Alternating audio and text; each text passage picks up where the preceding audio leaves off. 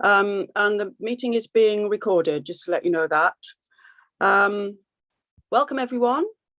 I'm Carol Stavris, and I'm the party's women's organiser. Today, on International Women's Day 2023, our event is Women's Work, Women's Super Exploitation, Wages, Price and Profit. What are the challenges for women as globalisation and technology rapidly change the nature of work and even the physical working environment? How do we tackle low pay, discrimination, poor working conditions, and precarious employment in a gig economy? Our super exploitation is evident in the gender pay gap, the difference between men and women's hourly pay, which sees women working free for almost 2 months of the year. Women aged between 50 and 59 are the worst affected, working 76 days for free, and in the southeast of England, women will work 65 days without equal pay. The finance and insurance sector is the worst for women's workers. The gender pay gap in this sector is at 31.2%, meaning women work 114 days unpaid in 2023. And even in retirement, women are worse off. A gender pensions gap leaves many women facing poverty in older age. Tonight, our panel of speakers working in nursing, textiles and hospitality will address these issues. Priya, Rajan and Mary Davis will explore women's oppression in capitalist society worldwide. I'll introduce the panel members as they come in to speak. Each speaker will give their presentation and there will be time for questions and contributions at the end. Please put them in the chat. I'm very pleased to welcome all the speakers tonight. Thank you for giving your time to attend. Our first speaker is Mary Davis, who is the Communist Party of Britain Executive Committee member. Mary, it's over to you. So the theme tonight is, as Carol has said, women's super exploitation, women's work. And that's the theme that the Communist Party has chosen, in contrast to the theme which has been chosen by corporate capitalism, who seem to have taken over our day, and they've called it #EmbraceEquity, whatever that's supposed to mean. We want to highlight the real issues facing women workers, which is super exploitation. And neither equity or equality is the experience of women workers worldwide. The reality for women workers in every capitalist country, and I stress capitalist country, is that their super exploitation is integral to the maintenance of the capitalist system. Capitalism could not function without the super exploitation of women. And women are exploited as workers, but they're doubly exploited due to their oppression in class society. And that's something we really need to think about. Women's role in social production is combined with their role in domestic reproduction. These two issues are fundamentally connected, resulting in the root cause of women's inequality, which is founded upon the contradiction between paid labour outside the home, unpaid labour in the home. And that's really, if we want to understand super exploitation, where we have to start, and why we have to understand it in terms of the class relations of capitalist society. Family formation and women's role within the family impact significantly on the type and the nature of women's employment, and the lack of social provision, which really prevents any meaningful choice for women, especially with the erosion of welfare provision and the non-existence of them in most countries of the world. The feminization of poverty is a reality. And the family function exists in practice and theory as the prime function of women, whatever their marital status. So family, so really the family formation and women's role within it really does impact on the nature of women's employment, this conflict between work and home. And that's what perpetuates job segregation. So the inevitable consequence of this conflict between women's two roles results in low-paid, precarious or part-time work in a very narrow range of what known as women's jobs, which will actually be explored today. Textile, nursing and hospitality are, well, not the only ones, but they're certainly prime amongst them. So these so-called women's jobs, job segregation we call it, also accounts for clerical work, shop work, caring, cleaning, or the 4 C's actually. So in other words, and kind of they're offshoots of women's domestic production. So in other words, although women are 50% or more of the labour force in most capitalist countries, including Britain, they're paid work as an offshoot of their role within the family, and their working day has to fit around their domestic responsibilities, hence the prevalence of part-time work. And many women work more than one part-time job. I'm sure some of the speakers will indicate that. So job segregation is the main cause of the pay gap that I think Carol mentioned. In every occupational group, all the research shows that women earn less on average than men, even when they make up more than half the workforce, always. So the international dimension of this, which hopefully we were going to hear a lot more of, but one of our speakers from India has had to drop out, unfortunately. But the international dimension to this is underpinned really by British imperialism's past and its neo-colonialist present. All the sectors in the global supply chains are characterized by occupational segregation, where women are primarily low-skilled workers at the bottom of the supply chains with few opportunities to work in higher paid jobs. The textile industry, which Gertie is going to talk about, is a prime example of this. Women represent over 3/4 of workers in the textile and garment sector. This is globally, with higher levels in the former colonies. So Bangladesh, India, this is what I say about, the legacy of British imperialism and now neo-colonialism keeps women workers in that totally suppressed environment, and resulting in cheap clothing for us, but appalling wages for women. And I'm sure Gertie will say more about that. Even the ILO acknowledges that this is due to women's double burden. The ILO is not hardly a socialist organisation, but it just to quote them, it says that in this sector, women are paid less than men. This is the textile sector, but it applies to all the global supply chains. Women are paid less than men, have fewer opportunities for advancement, suffer workplace violence, harassment, discrimination, as well as lack of voice and influence in decision-making. And then they say, at home, women also bear the burden of unpaid care work, which affects their opportunities. So it's not just communists that are saying this, the ILO is also saying that there is a double burden and women are paying the price for it. So really, so International Women's Day, we do really need to, we need to acknowledge this. It's not a question of saying, oh, we have to celebrate all the glorious things that women have done. We do have to do that. But it would be a mistake just to celebrate women's victories, because working class women can't chalk up many victories. Although some people have argued that women have made great progress in the 21st century, and they question whether it's really necessary to do much about it now. These are women who are the glass ceiling women. It's compared to previous centuries when women were the property of men and had no rights at all. Obviously, women's status has improved, but my argument, and I think our argument with the Communist Party, is that for working class women, really, we cannot really say that there's been tremendous advances. We've already indicated about the gender pay gap, all of these things, when they're much worse, they're not improving, put it that way.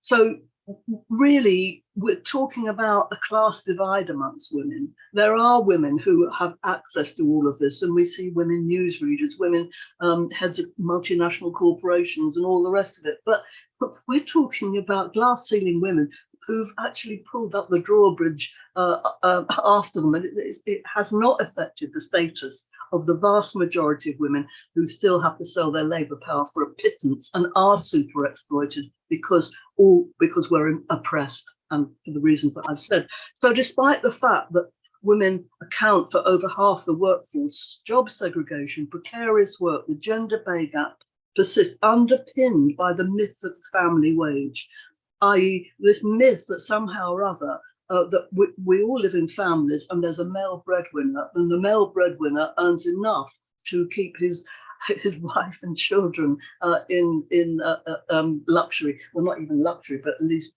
and that is just a myth, because those sort of families, even if they do exist, it's never been the case that women haven't had to go out to work. There's a complete myth fostered by capitalist society that somehow or other men get paid more because they are the breadwinner. Well, actually, it's just not true.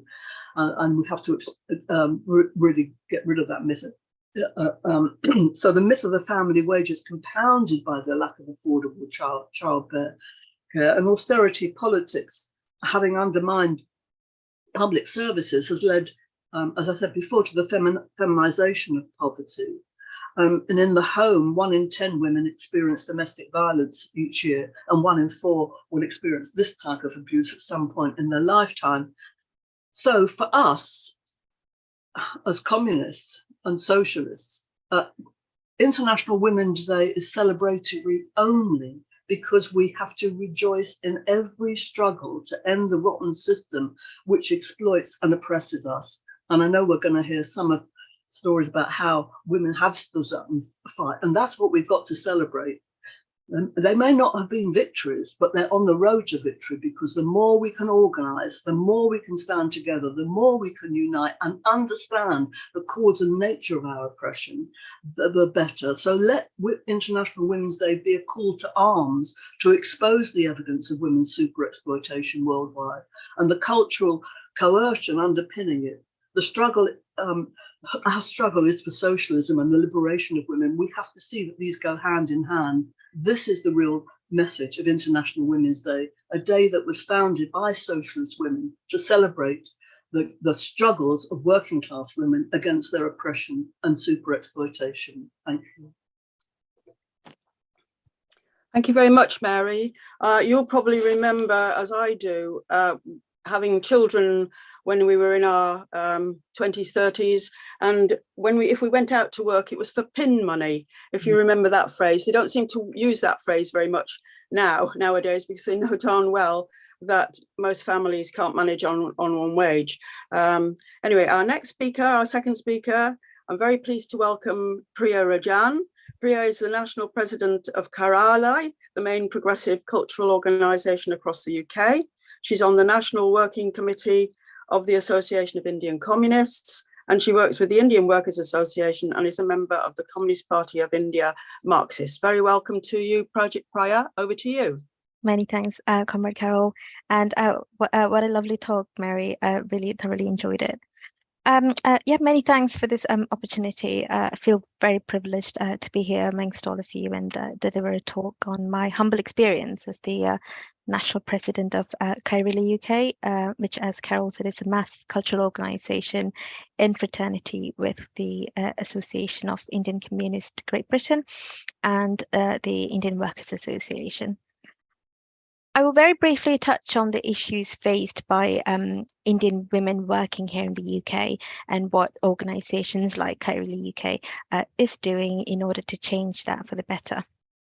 But before I go into the issues faced by women working here in the UK, I believe giving a very brief historical context into the larger women's question in India will set the scene to better understand the contemporary issues faced by the Indian diaspora women working in the UK.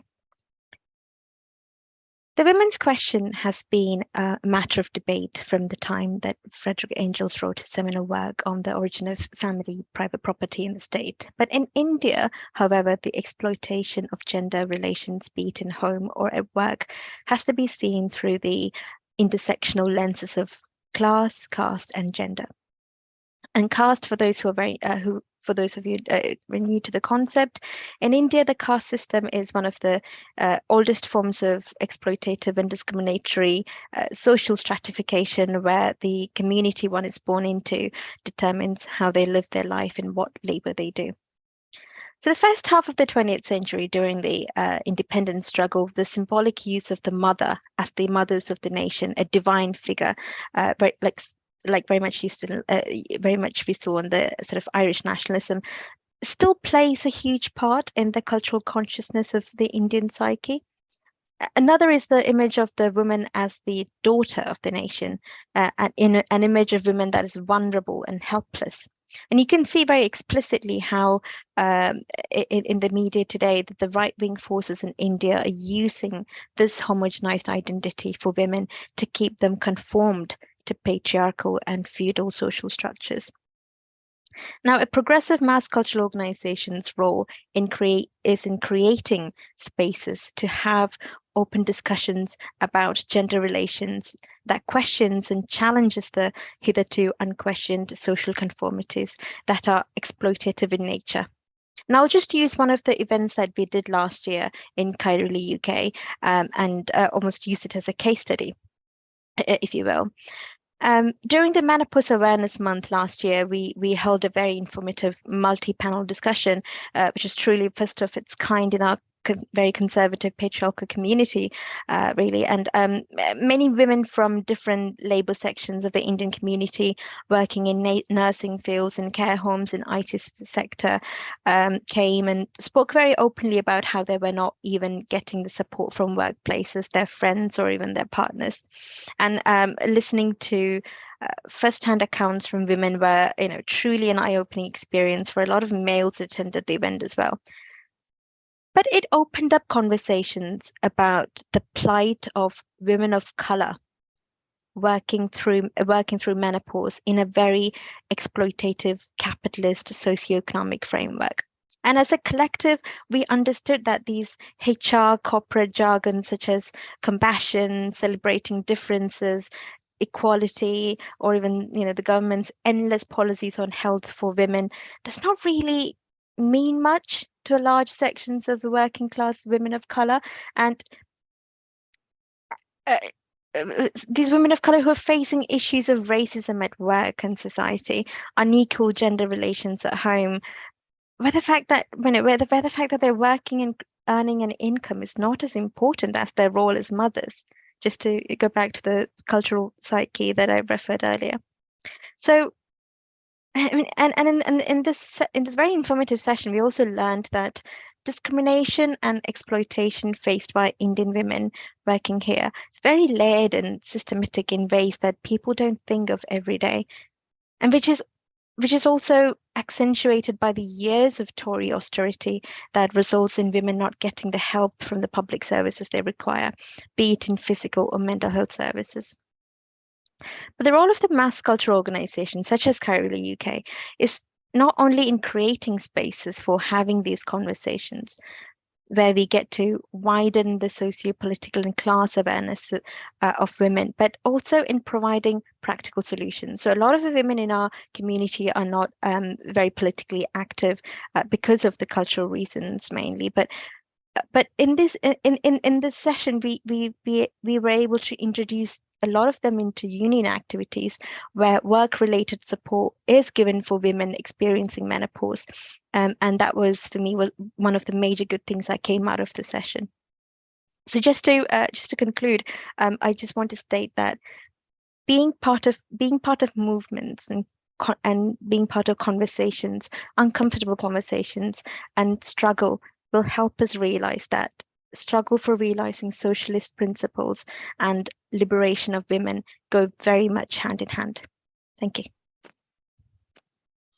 Thank you very much, Priya. That's such an important contribution you've made there.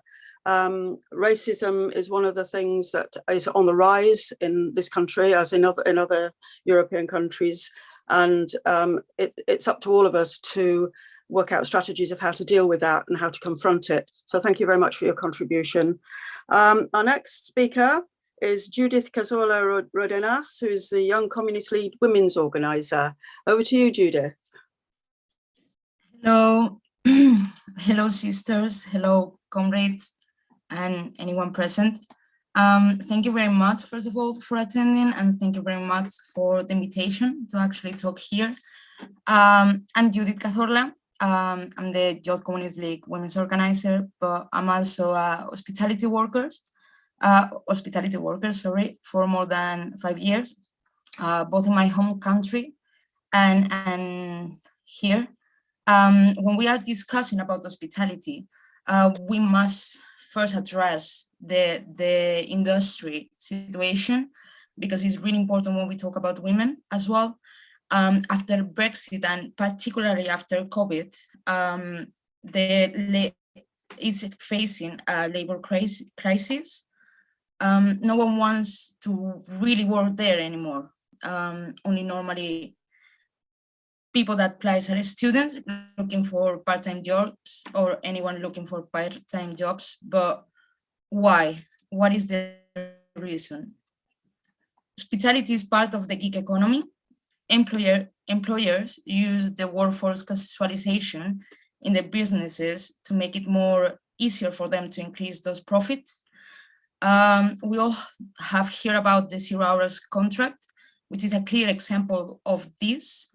Those contracts made easier for employers to modify the labor at their own favor regarding the hours and as well all the job conditions. However, the employers, the workers, and especially the women, as I say, they have their rights cut off. These 0 hour contracts doesn't really allow basic rights such as sick pay or maternity leave, which is something especially problematic.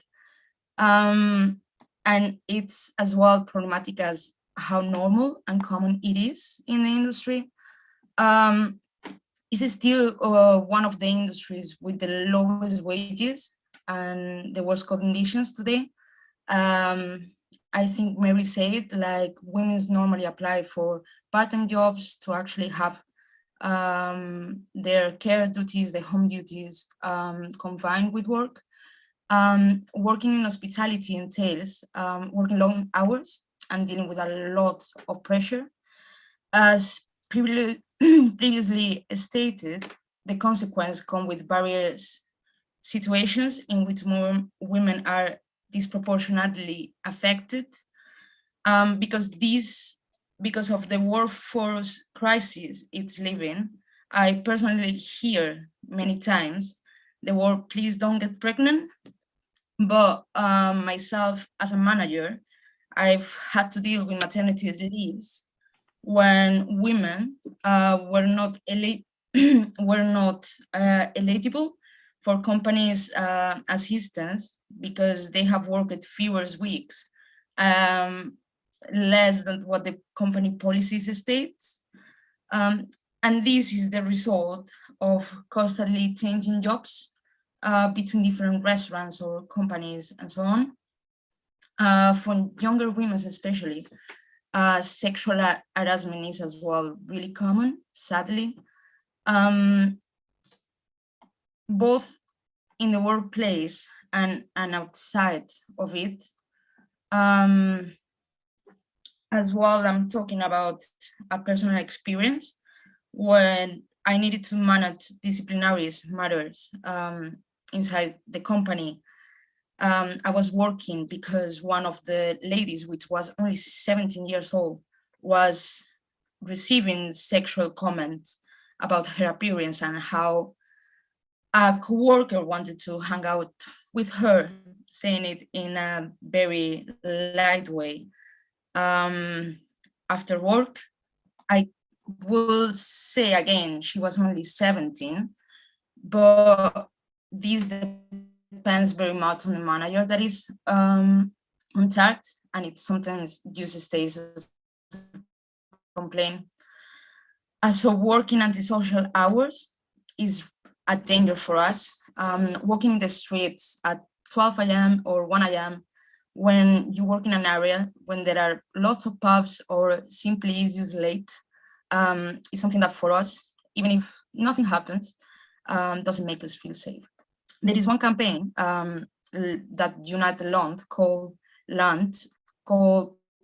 Keep Me Home Safe, which represents pretty well the situation we face. And these kind of campaign are the ones that we need for hospitality and more focus on women's issues, because it's the only way that we can actually address the problem, which I highly encourage everyone to check them out. So I work it as a QA, as a supervisor, and as a manager. Right now I'm the general manager of a fast food restaurant, and it caught my attention as well. And now we will talk about ideology a little bit, and how it affects the material effects, the structure per se affects the superstructure. Not hiring general managers or assistant managers, they prefer women to fill this position. The reason for this, it's specifically how the reproductive function of women and how this role is portrayed in society. We are meant to be caring and empathic, but we are also more likely to feel guilty when something goes wrong. And understanding that there is a crisis in this industry, we are going to be, when anything goes wrong, you will be always the first person to blame, and you will always make sure that it's fixed, which end up sometimes affecting your mental health and your life and your your life in general.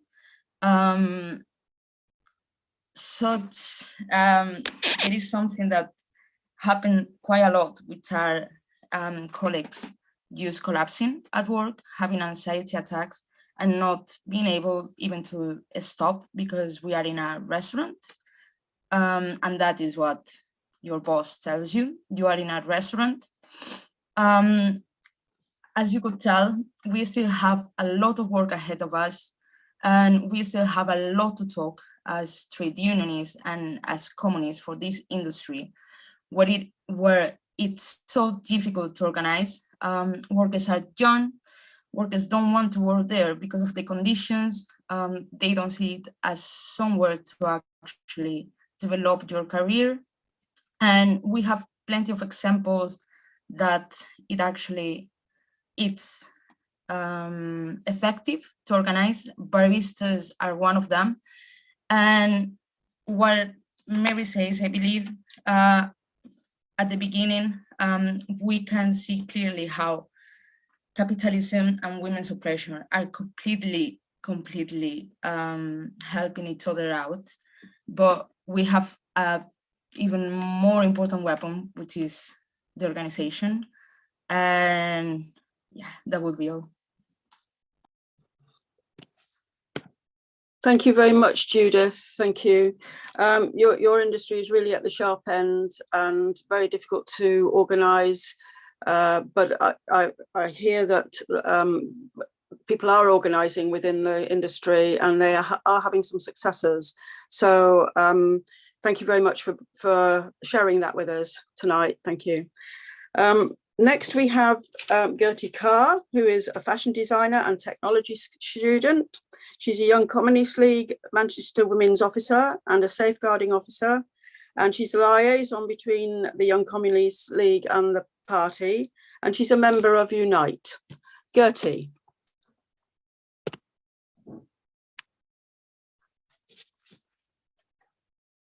I can't hear you, Gertie.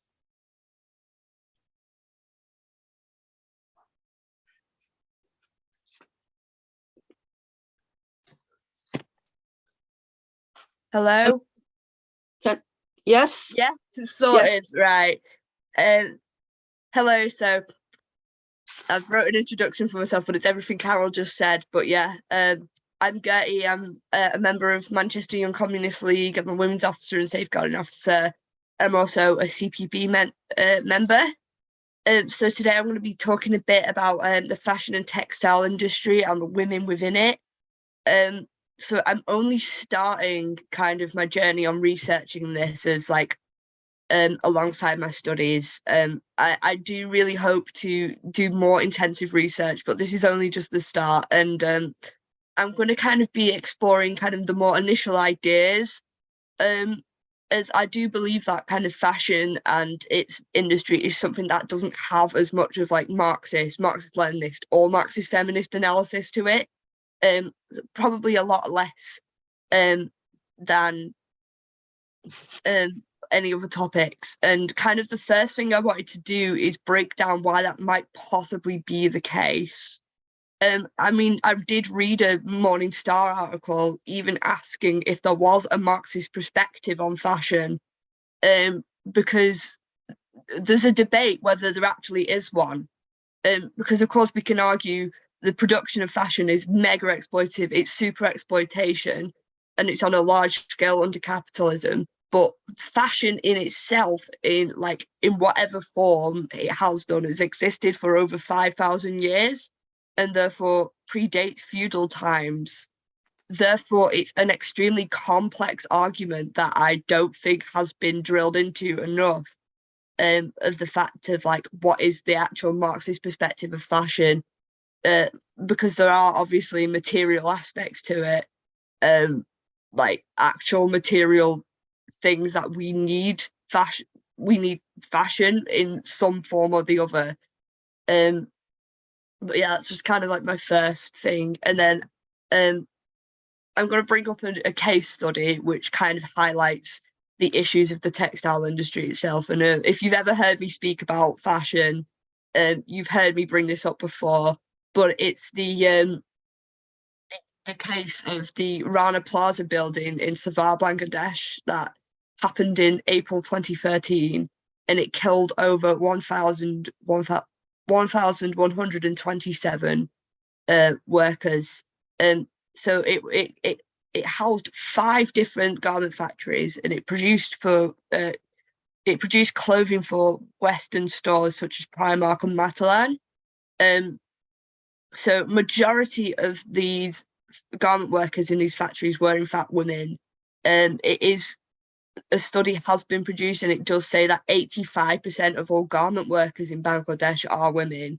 Due to this incident, Oxfam launched an investigation in 2019, and it found that 0% of Bangladeshi garment workers have earned a living wage, as well as reports of kind of workers at this factory getting bladder infections because they can't go to the toilet, women being forced to take contraception, denial of maternity leave, inadequate sanitation, and sexual harassment in the workplace. Often these women start work there from as young as 10, because their mothers will get them to start working in the same place because of how abysmal the wage is. They'll then put their daughters to work in the same place as them at about 10 in order to feed the families. So therefore it kind of traps them in a cycle, but it's not just kind of a cycle of just exploitation from working, it's also sexual abuse, and there's massive fears of them even reporting it because of they can lose their job, and they're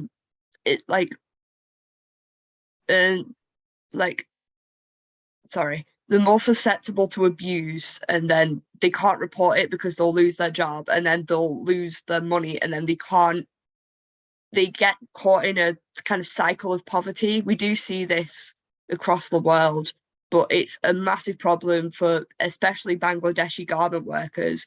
1 in 4 have disclosed abuse of some form to Oxfam. And then kind of not just like the textile industry, but like the whole fashion and garment production. It's kind of not just a problem in Bangladesh. It's on a global scale, obviously. Bangladesh, with it's obviously got like colonial history, but not to like do the thing where it's like you're pitting 2 countries against each other, but it is happening in Britain as well. So there has been campaigns from Unite and mainly Unite about the scandal of Boohoo paying the female garment workers, predominantly female garment workers, under minimum wage, And this is happening in like places like Leicester and in like East Lancashire. So this is not just like a problem in the global south. It's a Western problem too. It's a global issue. Yeah. So kind of the idea that like the textile and fashion industry is the second largest industry in the whole entire world, but yet has some of the worst conditions.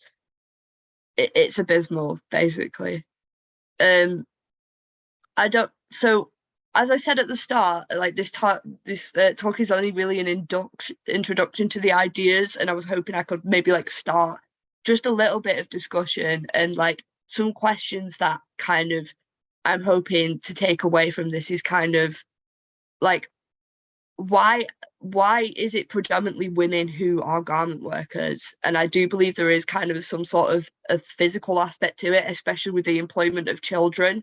If they've got like this is like parallels to like workhouses when you see like children being employed because they've got small hands and they can fit under the machines and they can repair machinery. I think this is where this could start. I'm not 100% sure, but if women at the age of 10 are starting, I feel like there is some sort of physical aspect to it. Also, kind of, I was thinking of like what also existing Marxist ideas can be applied to this situation. And then also, what can we do as the Communist Party to combat these issues that have been talked about within this presentation? And obviously, we have Indian Workers Association, we have someone from here there, but I don't really know any like I don't have any connections, and it's kind of something that I want to start really looking into. So yeah, sorry about that. I'm not the most well up, but I tried. That's really good, Gertie. Thank you so much for that. In actual fact, I think you've hit on an aspect of the parallel to children being used in the mills back in Victorian times when they used to go under the machines to clean the machines because nobody was small enough to do it. So they sent the children in to do it, or children down mines because they could get into small spaces and things like that. There is a question from David Saramot. He's asking if you can send a link to the Oxfam article, if you can put that in the chat, a link to the Oxfam article you referred to. Is it the Oxfam article or the Morning Star one? Oh, well, perhaps both. Yeah, I'll try and find it now. But okay, yeah, I'll try. Right. Thank you very much for that. That is really giving us some food for thought. And I'm sure there will be some discussion and questions arising from that. Thank you very much, Gertie.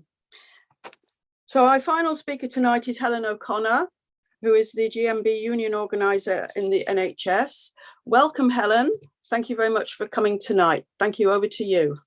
Thank you very much, Carl, and thank you for inviting me to speak.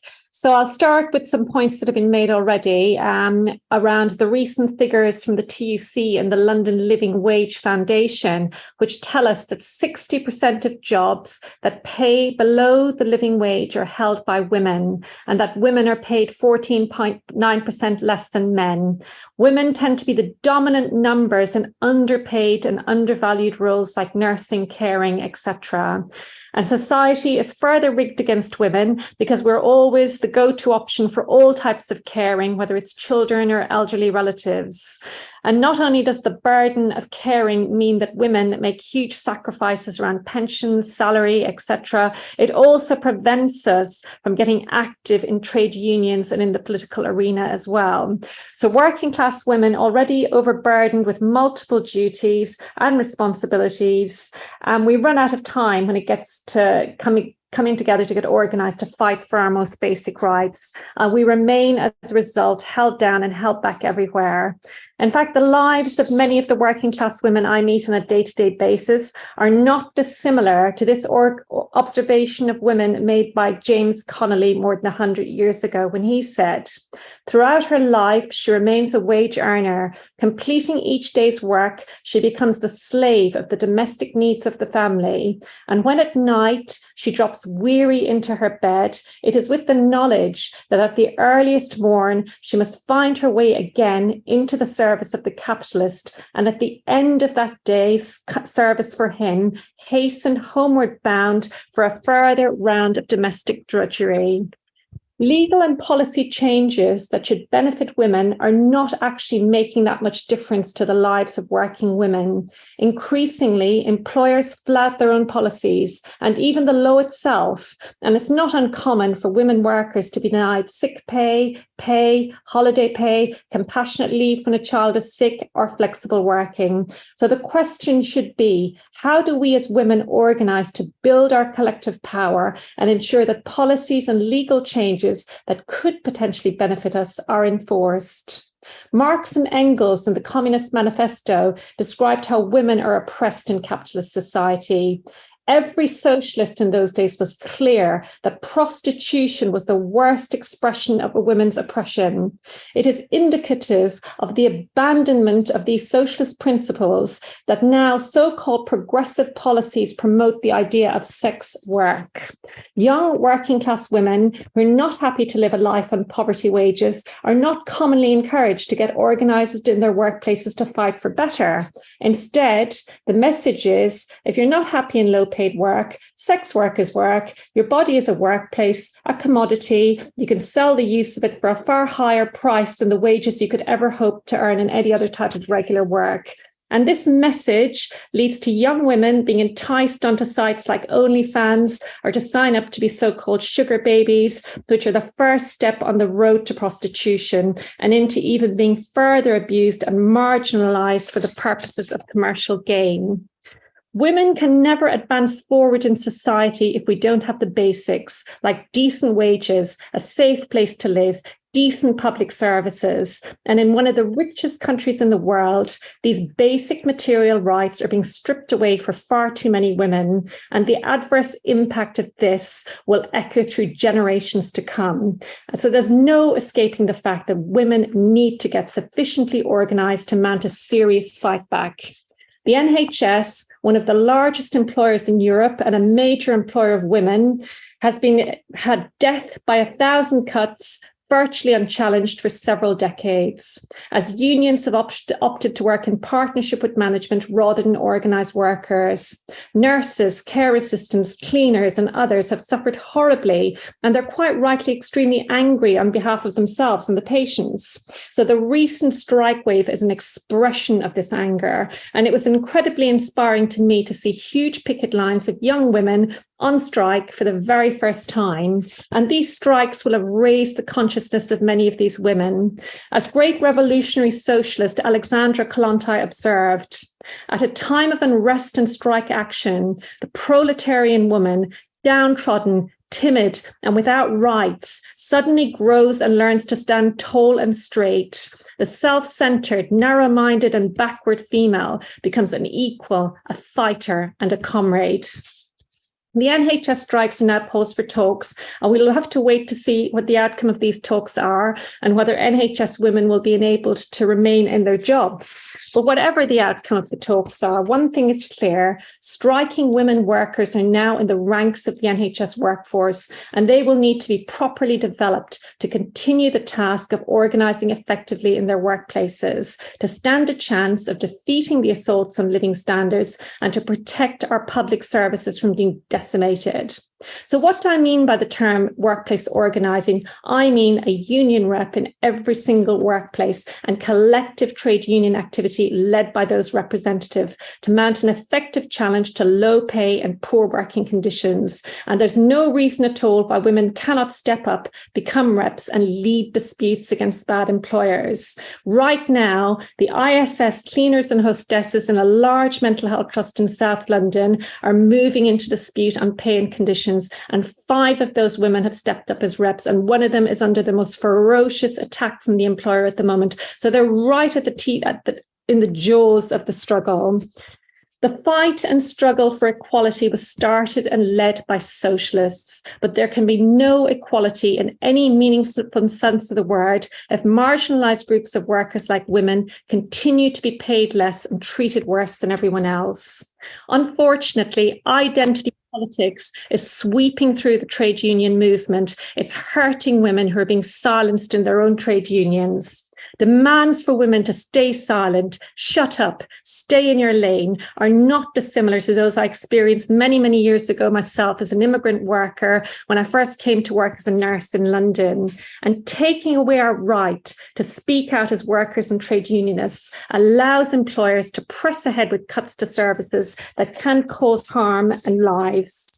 And identity politics only serves to divide the most marginalized groups of the working class against each other. These liberal ideas are shifting the focus away from devising strategies that advance class struggle. Single issue campaigning around so-called lived experience now gets prioritized over developing and rolling out a perspective and a strategy that links the oppression of marginalized groups of people to wider class struggle. The key role of a trade union is to improve the lives of working class people, and we do this largely by putting pressure on employers to drive up wages, terms and conditions.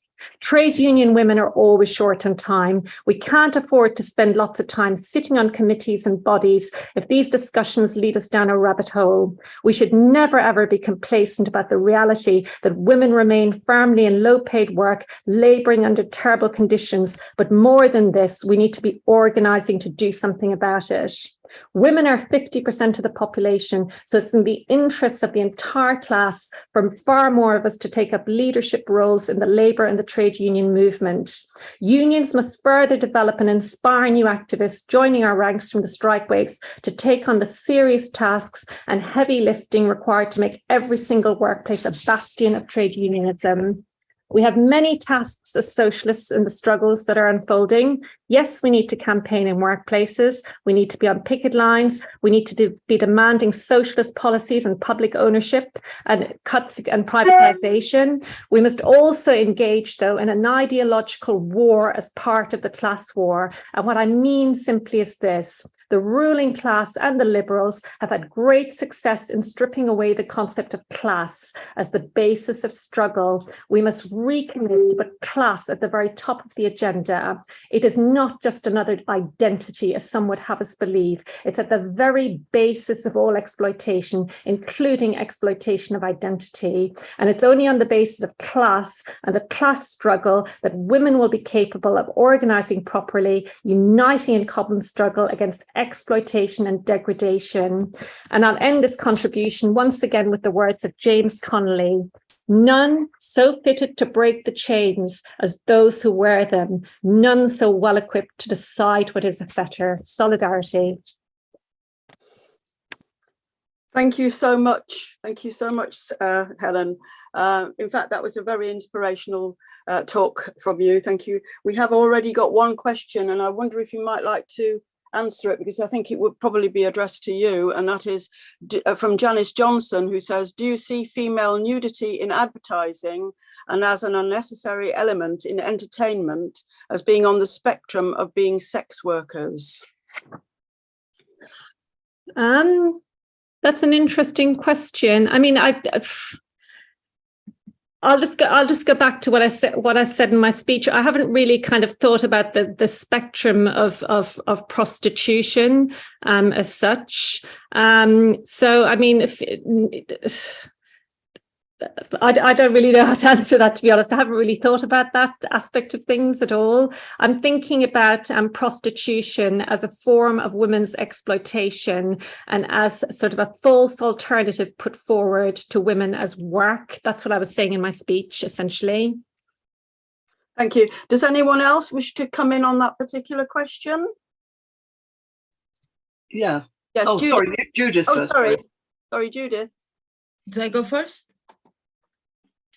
Yeah, I think when we talk about capitalism and patriarchal society, women's body normally are objectified. So they are intent to sell, and they are intent to actually portray that the sexual exploitation in the system. So until we don't erase that when I say erase, it's a tough work, because it comes with ideology, but as well with the material conditions. So I truly believe that until socialism, we will not be able 100% to do it. But until we don't erase that objectification from our bodies and see us as just sexual trait in some way, I believe nudity will always serve to that purpose, sadly. And yeah, basically. Thank you very much, Judith. Mary, did you want to speak on this particular question? I agree with that, what Judith had just said. And really what we're talking about is the male gaze. Women are objectified, exactly that. And the fact that they're used in advertising in that way is obviously, advertisers really work out how to sell their products. And if a woman's body can help, that's what they'll do. So I agree with you. It's all to do with the notion of women as objects and the early sexualization also of young women, which I think is pretty dreadful, really dreadful. So. Okay, thank you very much. Thank you. I hope that answers the question for Janice. We have got another question from someone who's anonymous. Why has the liberal ideal of identity politics been so successful? And how does the Communist Party of Britain counter this ideological move against class and socialist struggle so eloquently demonstrated this evening? Someone like to come in on that one? Yeah, I can come in on that one. Yeah, Helen, thank you. So, I mean, clearly the ideas of identity politics are the ideas of the ruling class, which is the dominant class in society. So that's where these ideas have come from. It's come from the postmodernism, you know, that was generated in universities many years ago, and it's grown from there. I mean, I think one of the ways we challenge is that we just keep bringing things back to material reality, to the day-to-day struggles of our class. And we just have to keep repeatedly doing that, really. And just bringing things back to, class struggle, basically the whole time. I think there's a real need to do that far more. There's a lot of confusion, I think, in the movement at the moment around, and there's a lot of that there isn't those links being made still to bringing the struggles of minority groups and linking them in with the wider class struggle, which is a body of work that I think needs to be done. Thank you. Anyone else? Yeah, I'd like to say something. Mary? I think it's a very important question, and one that our whole movement really does need to answer, because as Mark said, the dominant ideas in any society are those of the ruling class. So I think if I was a member of the ruling class, I would like to ensure that the ideology of separation and division is the dominant ideology. And I can't think of anything more divisive than just encouraging people to into various forms of identity and self-identity. This is in the sense that I think it's used deliberately as a way of dividing workers so that collective struggle is not apparent and can't exist. And that means I think we have to be careful saying identity politics. I think it's absolutely right in talking about women as an identified group and oppressed people as an identified group. But that's not what this current version of identity politics is really saying, because it's actually dividing women, and it's dividing Black people, and it's dividing all those groups that were previously marginalized from a dominant white male culture. And we've made big progress in organising in terms of women's organisation, and to some extent Black organisation, although I think we're going backwards a bit. But I think that the notion of identity politics suits very much those people who own the means of production to ensure that division is maintained. And with division, then capitalist rule can be maintained, and the rule of those who own the means of production is absolutely solidified, because unity is strength for us. So if I was in a top employer and a member of the ruling class, I think, God, how do we stop this? How do we ensure that unity is strength is smashed on its head? In other words, how do we ensure that the class does not unite? And I could think of no better way. There's been lots of different ways of doing it in the past. Racism, sexism, all of those things. And now it's identity politics combined with racism and sexism and all sorts of other things. So there isn't an answer to that. Helen's talked about it. We talk about it as Marxist feminists. And that is ensuring that women's struggle for women's liberation is linked to the class struggle. The two are absolutely inseparable, because there can be every socialist should be a feminist, and I'm not saying every feminist will be a socialist, but that's what we want, that's what we need, and we need to see that what's holding us back is a capitalist class rule. Yes, thank you, Mary. Yes, those who rule us first divide us. That's a line in a song that I've been singing for quite a long while. So I'm just going to check to see if there's any more questions come up on the, there's no more questions on the question and answer. Oh yes, someone's just come in. Hang on a minute while I pick it up. Right. Right, it's from I'm not sure whether this is the same person who's asked this question. Another anonymous one.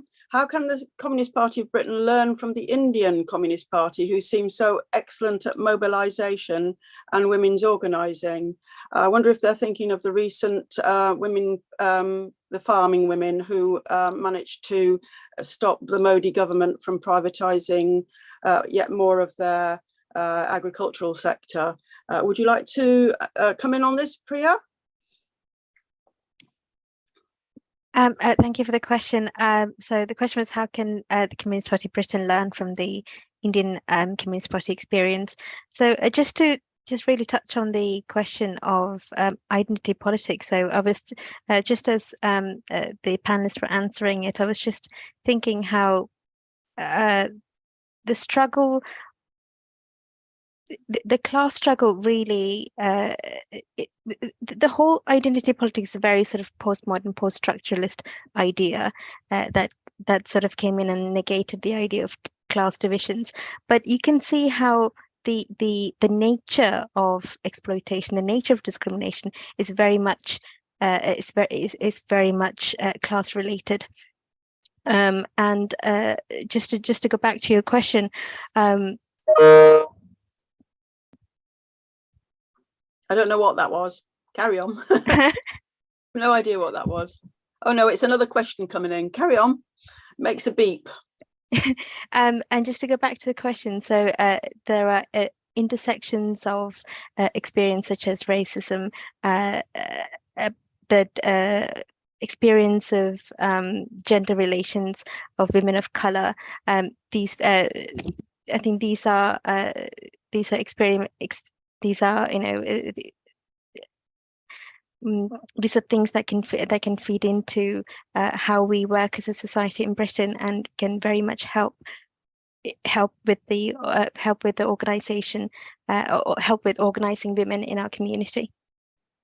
Thank you. Does anyone else wish to say anything on that particular question before I move to there is another question that's come in. Just one point, and that is that I think we really, trouble is in the West, we think we have all the answers. We think we invented women's liberation. And I know that the All India Women's Democratic Association could teach us so much. I can't believe their history is amazing. They've actually got 10 million women members. And we think that in this country, somehow the West at any rate invented women's liberation. We did it all.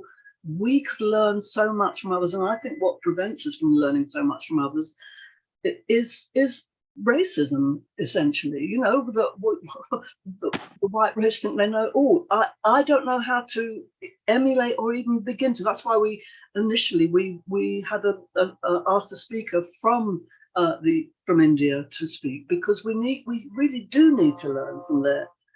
I can't answer the question because I don't know how.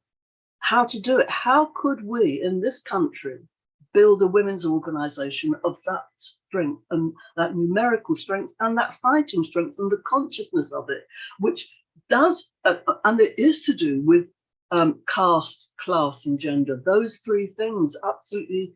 I've read all their stuff and it's just amazing and brilliant, but I'd love to be able to emulate that. But we should learn from it.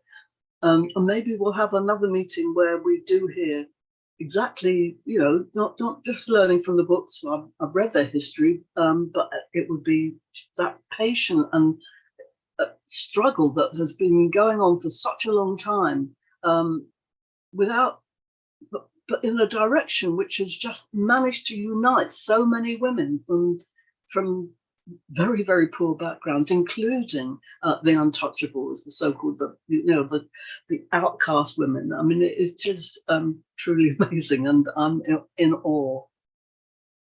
I just wanted to say one more thing, if I may, Carol. Yeah, sure. The topic of just identity politics. I mean, I'm just thinking of the obvious modern example of Rishi Sunak and Suella Braverman, two Asian people who are at the top of our country, and it looks like we live in a fair, equal society with Asian people in the top ranks of our government. But look at now what they're now doing in terms of their immigration policy to the people on the boats. And it just proves to me that everything just goes right back to class. Everything just goes right back to class. And that's just an example for me in my head that I was thinking about this morning when I was just looking at that. Yeah, thank you very much, Helen. That's a very important point.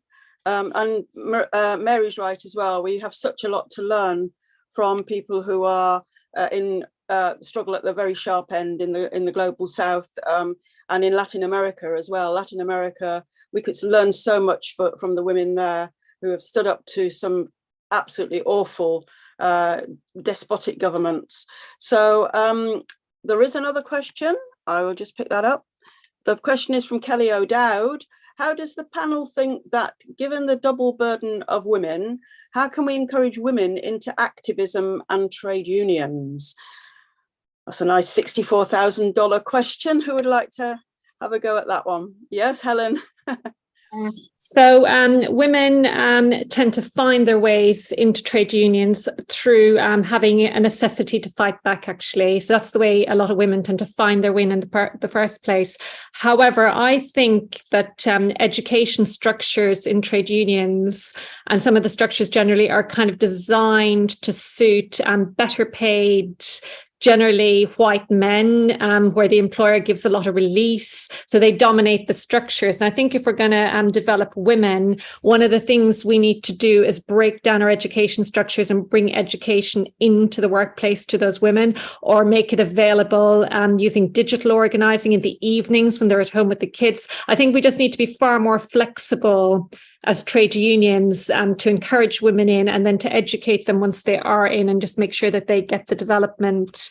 So that's one of the things I think that can be done, that's very, very slow to happen, but it does need to be pushed forward. And women, generally, you find when women do step up and do become reps, they're the best organizers. They're actually so good at juggling everything. They're the very best organizers. They take the role very, very seriously. They're actually very, very good. Most of the women organizers I meet, and they just need a bit of a steer, and then they're off. And like these 5 women now have come forward in ISS in South London and Maudsley, absolutely excellent women, and they're doing all the work to lead their own campaign. They'll be pushing to get the vote out. They understand the importance of the pay claim to themselves and their families and their lives. So that'll motivate them to fight back. So it's through struggle you meet the very, very best women, and they come to it because they've got no choice, basically. Absolutely, Helen. Judith, did you have your hand up then a moment? Yeah, my internet is a little bit unstable, so it's well, do what you can. So I completely agree with Helen. I think we need to look after the conditions, the material conditions women actually face. When you have your family, when you have your work, sometimes it's very difficult when you have every single day a meeting to actually keep the track of that political activity, even in your trade union, in your party. And it doesn't mean that it's not important, but providing that support to women that have more than one responsibility in their lives, and educating them, train them. I don't know how many women, normally women, we are the ones that stay in silence on meetings, and that support that another women can do. Normally when you see a woman, you see yourself represented at some point and somehow. And we know how it is to be there in first line and be just new on everything, but we need as well support from our male comrades. And that's really important, because it's not only about us or people that is more experienced, but as well new people, and how to actually be open and just talk with everyone, and understand that for women, it's harder to actually get involved for our materials conditions. And that's something that sometimes we really don't address. And education, just be more flexible regarding times and meetings, just make it easier. That kind of stuff will be really, really helpful. Thank you very much, Judith. Priya. I just want to say that there's quite a lot of scaremongering out there, isn't there, about what would happen if I'm involved in a union activity? Will I lose my job? And a lot of misinformation and disinformation in the digital media. I think practical solutions is like I think we should just be out there and talk to as many women as possible. Just share our experiences, share the good things that came out of these, and the community that we're building as a result of this, and also as well as increasing awareness, increasing the class consciousness in our female comrades. Like Judith said, there's a piece of work we have to do in terms of increasing the awareness with the male with their partners, and just letting them know that we might need an extra support to do what we have to do, and whether they understand the struggle, whether they are comrades or not, but just maybe even if as a community, like as a community, discussing with the women how we can have that conversation with our partners, or in the family setting, might be a way forward, I think. Thank you, Priya. Yes, I think we can take inspiration from the women in the past, women in the match women, people like that. They did it then, and they were at the sharp end, but they understood what they had to do. And I think nowadays, yes, we've got the opportunity to take education into the workplace. And I'm sure Mary's going to give a plug for the Marx Memorial Library in a minute. So Mary, off you go. Actually, fine, thank you. You've given the plug. That's not what I was going to say. I just wanted to say what the importance, I think, of self-organisation. And that's something that I think we're beginning to lose in the trade union movement. And this is largely really building on the point that Helen was making about identity politics. What seems to have happened is that we fought for and won women's courses, women's committees, women's conferences, all of those things, which were all part and parcel of the self-organisation, building the confidence of women workers to challenge what, after all, historically, the trade union movement has been utterly white and male. Women have been barred from trade unions really until the beginning of this century. In fact, the engineering union only admitted women as members in 1946. I mean, it's not that long ago, so there was a period of total exclusion of women. Women were the first trade unionists because they were the first factory workers. And then by the mid-century, they were absolutely excluded as unions became just the bastions for skilled workers, skilled male workers. But so there was a hell of a lot of catching up to do. And that's why in the 60s, there were these big determined efforts, probably largely in the wake of the growth of the women's movement, to challenge the male domination of trade unions, and that was done through self-organized structures. And all of those things really did increase women's membership of trade unions, built their confidence, made sure, and that was coupled with all of those things about accounting for women's lives, with their caring issues, you know, children, all the rest of it. It was much more, it's much harder for women to be active in the trade union than it is for men.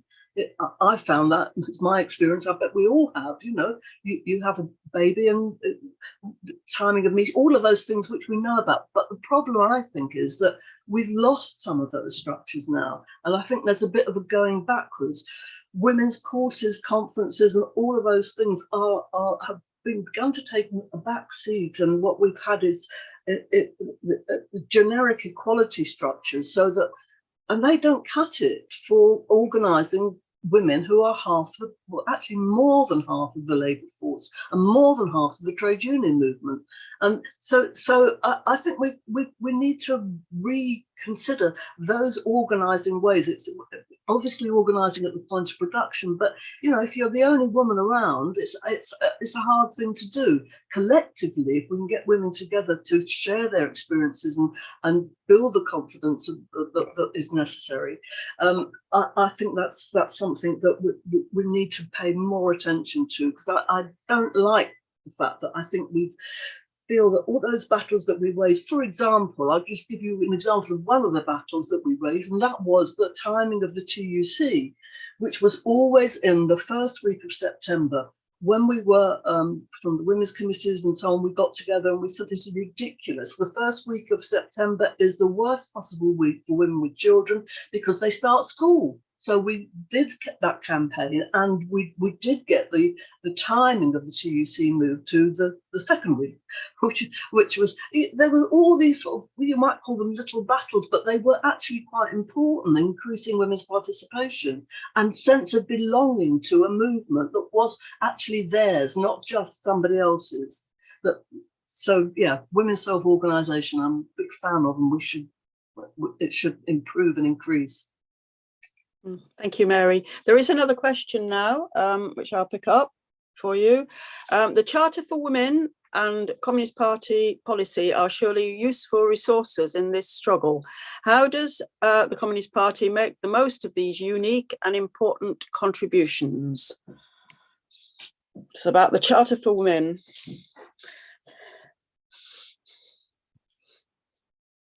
Who wants to, Mary? Yes, I mean, the Charter was a Communist Party initiative, but it has been taken up by many, many unions, and nationally, actually, I think something like 20 odd unions. How do we make use of it? I think not enough, and I think that that's got to change. And in fact, we hopefully will be getting it. I don't want to sort of, but we need to get it. It's not just a question of adopting the Charter, it's how we campaign around it. And initially, when we first launched the Charter, we had fringe meetings at every trade union conference and, you know, the TUC and so on, a big head of steam. And we actually had a sort of charter organisation and set up charter conferences. And the aim was to set up charter groups in every locality.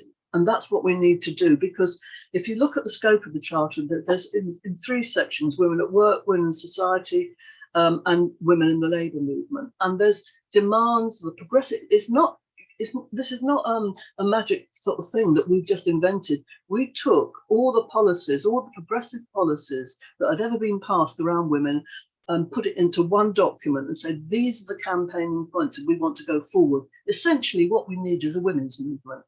We need a women's movement a big women's movement, that we need to unite all the disparate elements of the women's movement. There are organisations like Philia, who have a conference, 2,000 women attends every year, and they're very interested in the Charter. Women's Place UK are very interested in the Charter. The National Assembly of Women is the home for the Charter. So it's not just a question of how the Communist Party uses it, it's how we get that Charter not just adopted, but activated in the movement. So it basically does require, in my opinion, the rebirth of a women's liberation movement around that Charter. because there's something there that every woman can identify with. You don't have to be a socialist necessarily to say, yes, we do want abortion rights. Yes, we do want equal opportunities in whatever, blah, blah, blah. I mean, they're basic points, but they're points that we, unless there is a mass movement of women, we will be always fighting on the back foot, which we are at the moment, and we've lost a lot. So it's a brilliant question, and it's an answer that is for the whole movement needs to consider, and how we go from disparate voices fighting in different ways on different issues to bring together collectively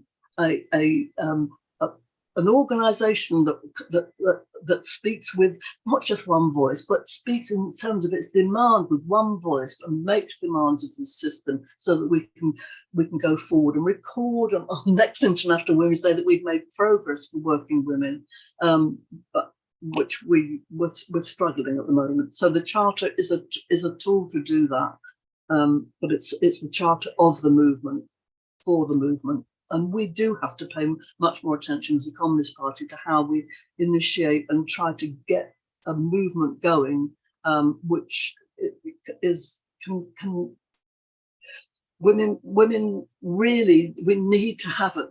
The examples that people have given about India, South America, and the women's movement, that's what we need here.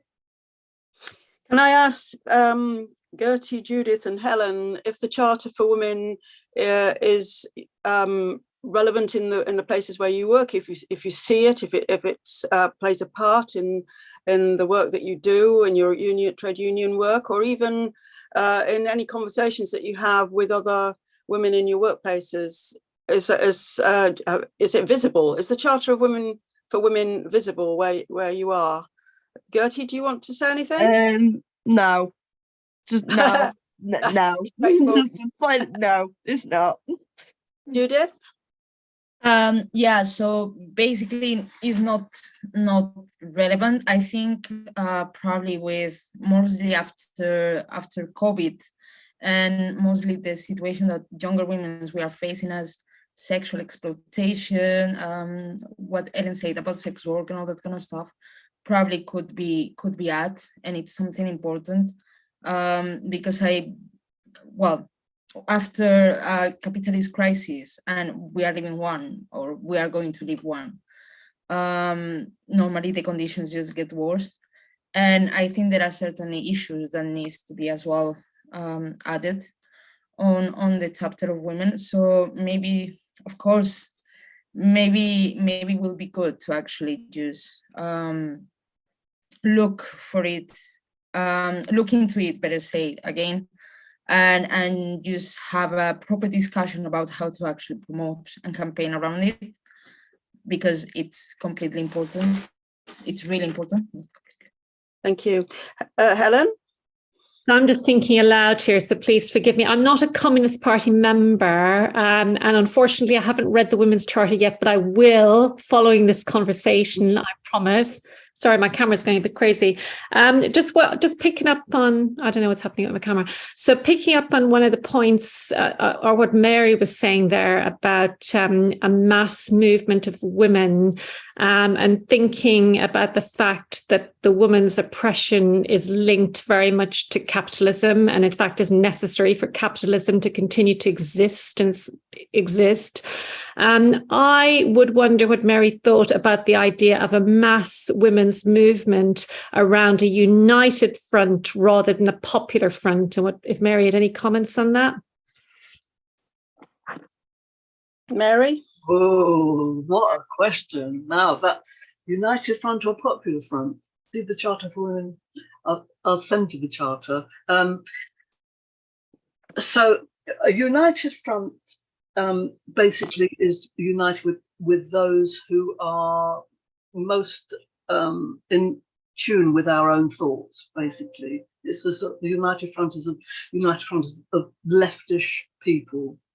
And popular front means you sometimes ally with your enemies, as happened in the first campaign in the 1970s on the European Common Market, Britain's what was called the Common Market then.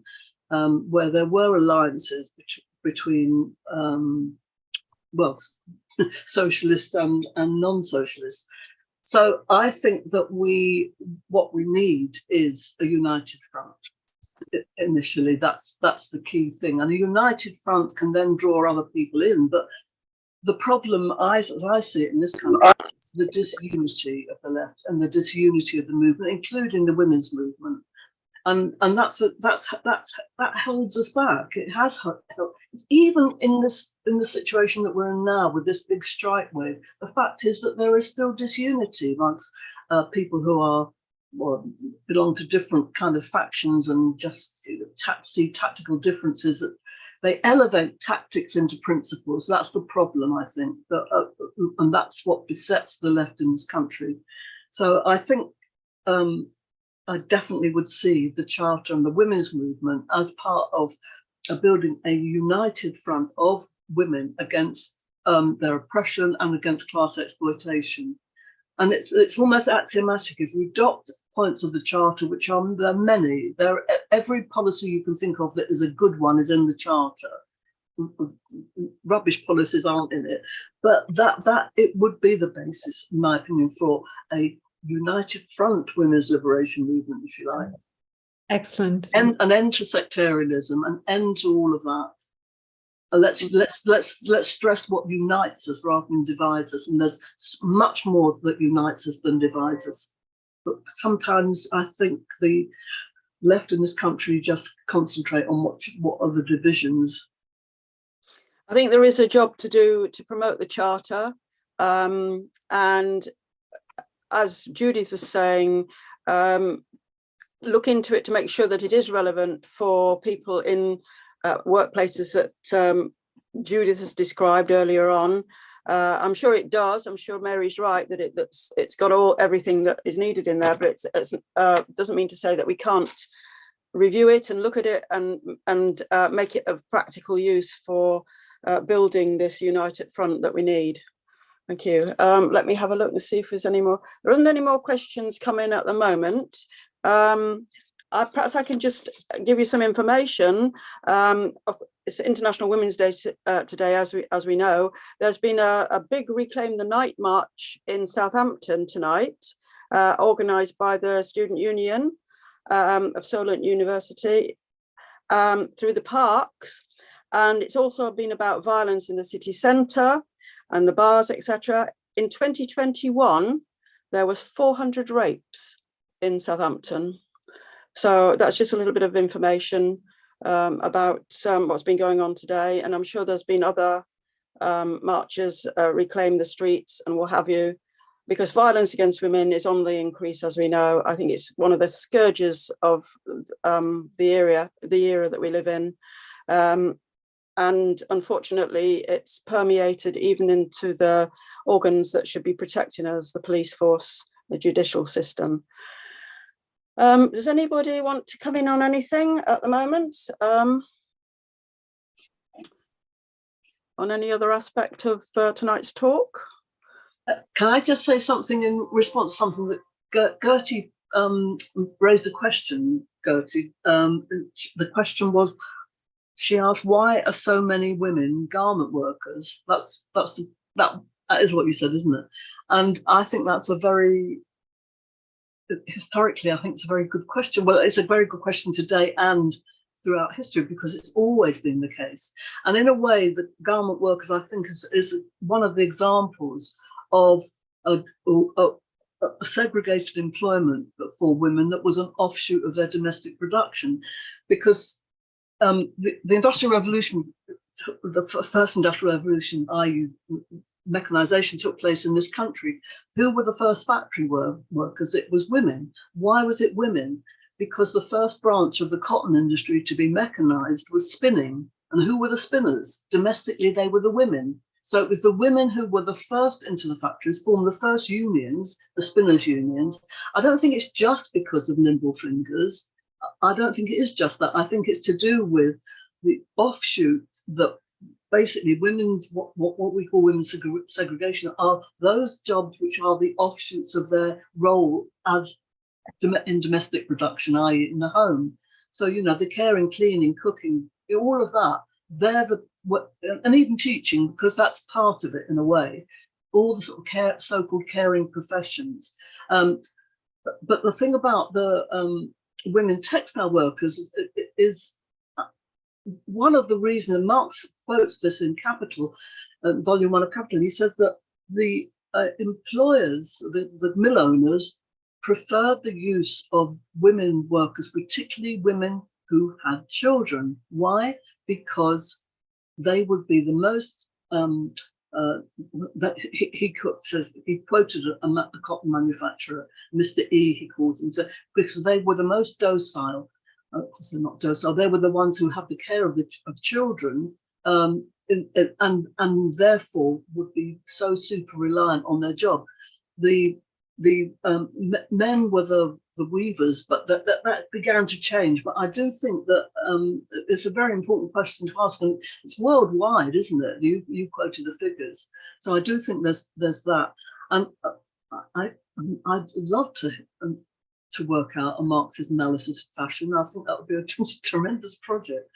Yeah, we all have to clothe ourselves, but why do we clothe ourselves in certain ways? Who dictates the terms of those fashions? So I just think the textile work argument is something which is hidden from our history, because somehow or other it was just assumed that, you know, that men were the workers. They weren't. It's a complete myth. Women were the first factory workers, were the first trade unionists, and we don't ever acknowledge that. Almost, women are hidden from history unless they're the leaders, and they weren't the leaders, but the women who were working class women have just been marginalized and written out of history. So we have to rediscover our own path, I think, in order to understand the. Thank you, Mary. Priya, you want to come in on this? Yeah, I just wanted to add that there's that other aspect of it as well, isn't it? So once you have a certain number of women working in an industry, a patriarchal society is more likely to think, if I want to quote unquote let my women go, let the women in my house go and work, I'd rather send her to a workplace where there are a lot of women, not men. It's in a way of, you know, it's another way of them controlling what you do, how you do. Yeah. That's a very interesting aspect. I think there's another question just come in. How would we be able to convince someone that class would be the most deterministic factor in comparison to all other factors, and how the first step towards liberation of race and gender would be the abolition of class? Oh, do you want me to read that out again, or are you okay with it? How would we be able to convince someone that class would be the most deterministic factor in comparison to all other factors, and how the first step towards liberation of race and gender would be the abolition of class? Do you want me to speak to that? Yes. I don't think it's a matter of convincing anybody, actually. I think it just is a reality that class just cuts across every other aspect of things. I think the biggest problem we've got out there at the moment in terms of getting people organized is sometimes I find when I go into workplaces and speak to workers, they don't realize that they can do a lot collectively together, and they don't realize their power as a collective. Sometimes they don't know the possibility of that yet. I think that's the problem that we've got. People don't believe in it till they've seen it. And I've been very lucky throughout my working life that I've been able to experience it and see that it is a very, very powerful thing when working class people come together and take a stand. It's, you know, but people don't know that. I think it's a bit better now with the strike waves. People are seeing, look, unions, there's been a kind of a resurrection of trade unionism again, but still it's the case that people don't kind of make those things. So what if I did that in my workplace? We all came together and we pushed. I think that's the problem we've got at the moment when it comes to organizing.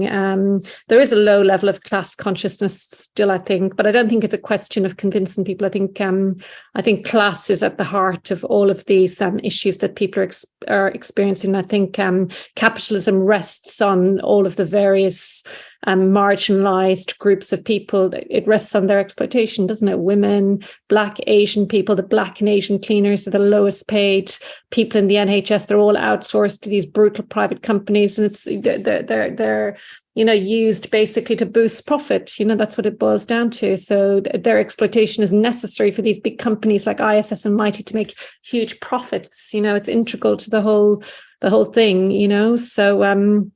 So yeah, I don't think it's about convincing people that class is underneath it all. It's just a fact, basically. That's my view.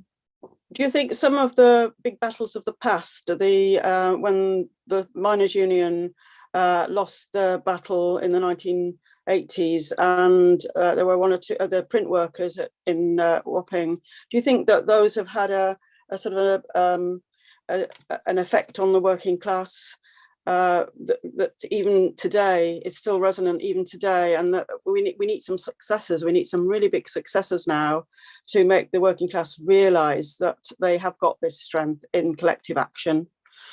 I mean, Carol, what you're saying is absolutely correct. I mean, we've had years of, we've had Thatcher, we've had the kind of right-wing Labour governments in this country as well. So you're talking about decades of things being rolled back after those defeats, with the miners' strike and etc. So there's been decades of things just being really, really pushed back. I mean, I remember when I first came into the workplace, even in the 90s, the consciousness is just so low. And even in 2008, after the bankers' crash, when my own big hospital trust that I worked for was being just restructured, and people just bought the line. There is no money, we have to do this. We've no choice but to do this. And the cuts were just incredible that were going on, and people literally didn't know how to resist that collectively. And I remember certainly the first time I did that, when I started organising people around me, when they threatened our wages, it was terrifying to me. I didn't know if it would be successful, but somehow I just kept going through that. And then we managed to push back against that. And I experienced that for the very first time in my working life. The power of everybody just coming together, across the unions just as one was just incredible. I couldn't believe it, but I saw that, and then you kind of carry on.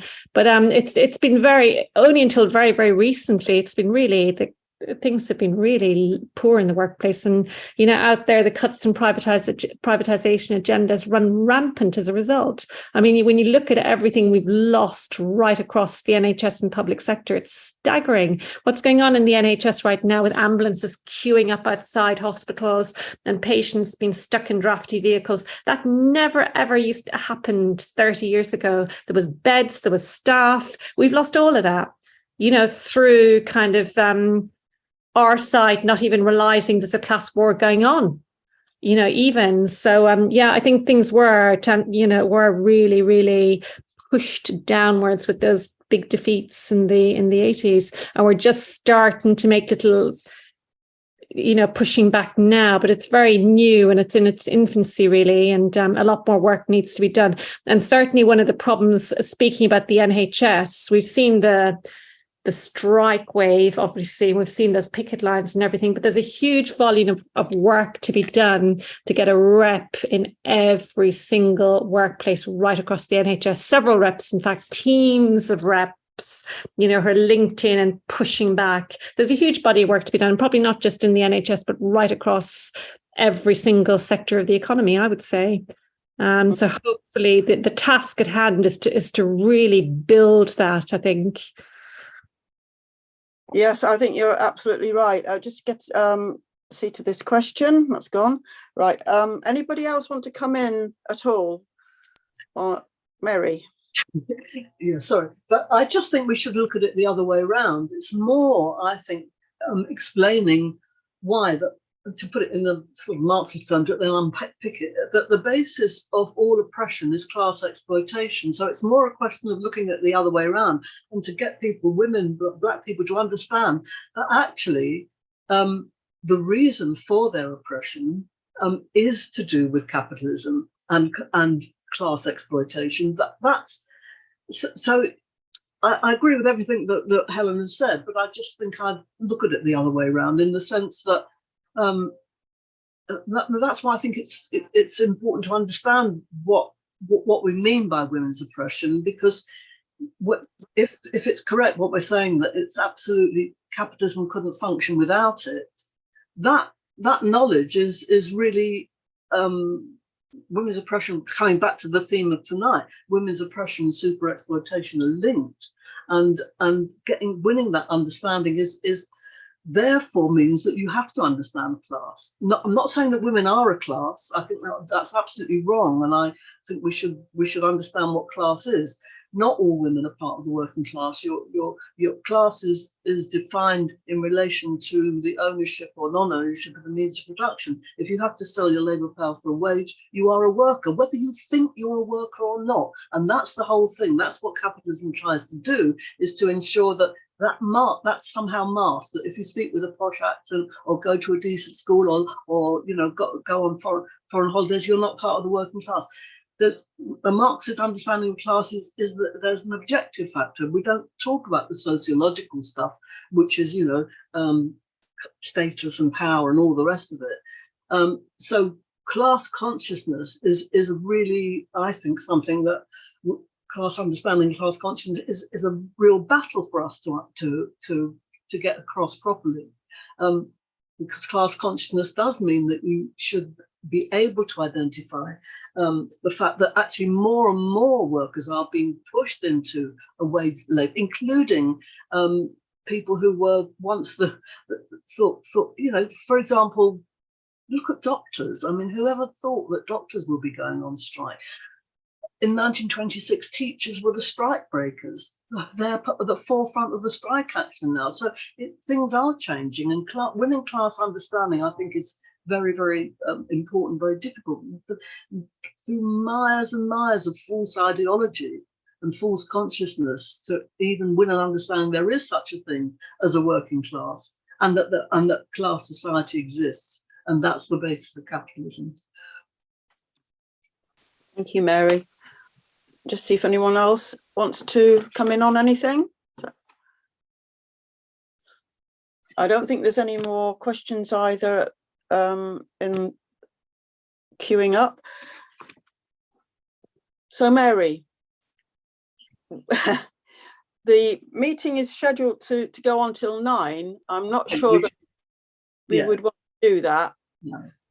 Shall I ask each of you to perhaps spend a few minutes just summing up and saying, how you see the future developing, what's going to happen in this year? I think is going to be quite a defining year. I think we are in the fight of our lives. Our party has recognised that, and for women, it is the fight of their lives as well, even more so in many ways. So could you just spend a few minutes just summing up and seeing what you see ahead of us? Shall we take them in the same order? Oh no, we'll go back to front. We'll go with Helen first. Helen, would you like to say what you're summing up? Yeah, well, I think it's been a really excellent discussion, actually, and the questions have been really, really good. I'm certainly going to go away and read the Women's Charter now. So I'm inspired to do that. And I'm wondering if out of that discussions could continue about maybe potential motions to union conferences, maybe to implement some of the aspects of the Charter. I'm very excited as well by the idea of the united front approach in terms of organising women. And not just excited, I just think it's really, really important, actually, that it was working class women coming together to organise in our interests. I certainly think there's a piece of work to be done around supporting trade union women, trade union organisers, developing women as organisers in workplaces and in communities, actually, and pushing for women to be supported in doing that and making the case for that, because we do have very specific needs, particularly younger women with young children. I know back in the 70s, there used to be lots of campaigning for affordable childcare and creches, etc. We need a lot more of that, I think, to support young women to come into activity. So there's a lot of work to be done, I think. I think we're equal to the task. I think we just go out there and we just continue to try and encourage women to come through. I think all of us will be role models so that the women will look to as well to come into activity, and we can push forward and just keep going. That's my message to everybody. Thank you. That's so positive. Gertie, would you like to say a few words to? Sorry, can you hear me? Yeah. Yes, we can hear you. Good. So I'm definitely going to look more into doing my research into a Marxist perspective into fashion and the textile industry, and I think the information given to me by Mary and the others, I'm going to take that away and definitely apply that to what I've got so far, and it's definitely given me a good springboard to go off. In the future for women, I'm not too sure. I mean, we are seeing definitely a strike wave still, and kind of I'm looking forward to see more of it. Obviously, it's still very male dominated. When you go into picket lines, you normally see men, but with like the nurses' strikes and the teachers' strikes, you see more women are rising up and going on strike and taking action. I'm just really hoping, and fingers crossed, we'll see more of that. Yeah, that's really it for me so far. I don't really know, but yeah. Thank you, Gertie. We really look forward to this research project that you're doing. It's going to give us a lot of information. Thank you. Thank you. Judith?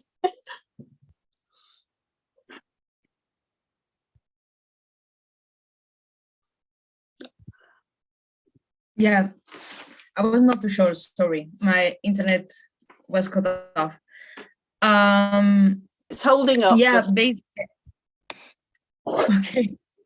Sorry, carry on. I think the discussion has been really, really productive. Like we can get all the stuff that we have been talking about and to apply it in our party, in the YCL, in our trade unions, in our workplace.